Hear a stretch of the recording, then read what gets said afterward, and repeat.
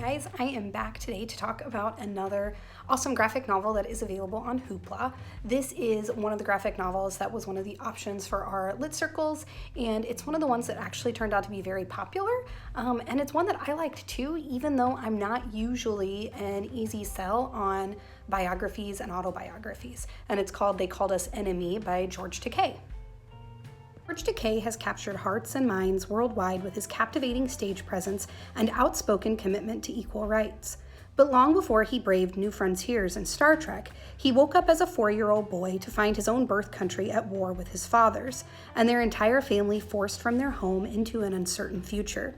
In 1942, at the order of President Franklin D. Roosevelt, every person of Japanese descent on the West Coast was rounded up and shipped to one of 10 relocation centers, hundreds or thousands of miles from home, where they were held for years under armed guard.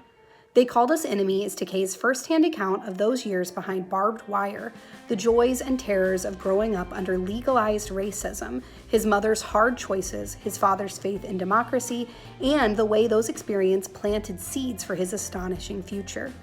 What does it mean to be American? Who gets to decide?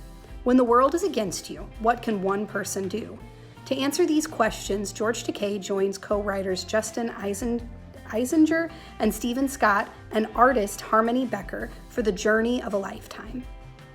So what originally drew me to this text is I'm a pretty big Star Trek nerd, and I knew George Takei from Star Trek, and I'd known about his family history from watching his TED Talk and how he had been in these internment camps as a child. And so I was already kind of interested to go into it. And then what I discovered was, even though this text is an autobiography and is about real historical events, it turned out to be extremely interesting. Sometimes texts like this can be dry and feel very informative, like a documentary. But this one was very rich and engaging, and it was one that you can definitely sit down and read in a day. For people who really like historical fiction or just reading about history in general, Takei and the authors and artists in the book do a really good job of blending Takei's story growing up as a child with the history of what's going on too. They devote specific chunks of the book to describing the historical moments leading up to the Japanese Americans being taken and put in these internment camps in Arkansas. Another thing I really like is the way that Takei reflects on his experience as an adult, but also knows that his experience was different as a child from the experience of the adults in his life. A whole lot of the novel really looks at how George experiences the journey to these camps and the times that he has there a whole lot differently than his mother and father, who are grown up and they're adults and they're responsible for the safety of their children, whereas at one point, George just thinks they're going on a vacation. He doesn't realize where they're going or what's happening because he's so young. And I really think that makes the book even more compelling and more heartbreaking and upsetting, because you have to watch a child go through something so terrible and they don't know what's going on, what's happening to them. I also really love the characters in the book, specifically the character of George's father. George's father is a very fair man who stands up for other people, who puts himself at risk to make sure other people are safe. And you really get a sense of where George Takei developed those needs to fight for equality from his father. And you get to see that develop throughout the book.